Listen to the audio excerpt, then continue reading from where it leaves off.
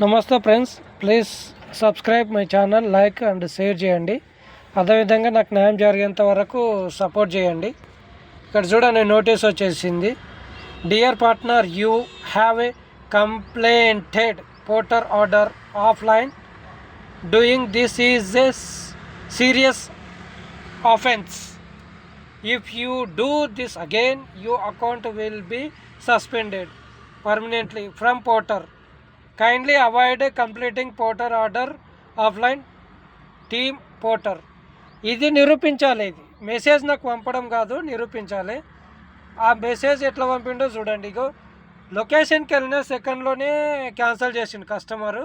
ఇది పొద్దుగాల వచ్చింది నాకు ఈ మెసేజ్. నేను ఏ ఆర్డర్ కంప్లీట్ చేసినానో ఆఫ్లైన్లో అది చూపించాలి నాకు. అదేవిధంగా నేను నిన్న కస్టమర్ ఫేక్ కస్టమరు చేసిండు చూడండి, నాకు మెసేజ్ కూడా వచ్చింది. మెసేజ్ చూపిస్తా.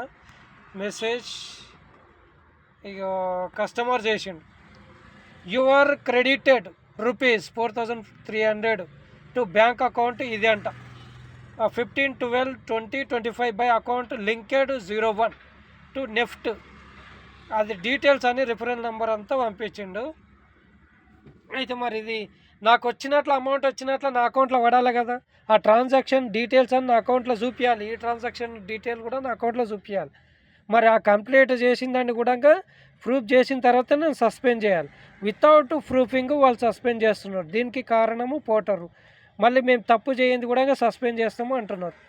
అది ఎట్లా నిరూపించాలి మరి? నాకు నిజమా కాదని తెలుసుకొని నాకు మెసేజ్ పంపాలి. అది పొద్దుగాల వచ్చిన మెసేజ్ నైట్ తెల్లని దగ్గర అది వెరిఫై చేసిన తర్వాత పంపాలి కదా. వితౌట్ వెరిఫికేషన్ ఎట్లా పంపిండు? ఫేక్ అమౌంట్ వచ్చేసింది నాకు. ఆ ఒరిజినల్గా అమౌంట్ పడ్డట్లా కూడా ట్రాన్సాక్షన్ డీటెయిల్స్ నా అకౌంట్లో తీసి, నా అకౌంట్ నెంబర్ ఏదో తీసి చూపించాలి. నా పేరు మీద ఏమేమి అకౌంట్లు ఉన్నాయో అన్నిట్లో ఏ అకౌంట్లో పడ్డదో చూపించి అప్పుడు నన్ను సస్పెండ్ చేయాలి. ఒకవేళ పర్లేదంటే దీనికి 1000 రేట్లు నాకు అమౌంట్ కట్టి పోర్టర్ కట్టియాలి, కస్టమర్ కట్టియాలి. వీళ్ళిద్దరు బాధ్యత వహించాలి. నన్ను మానసిక వేదన పెట్టినందుకు పోర్టరు కస్టమరు బాధ్యత వహించాలి. Thank you.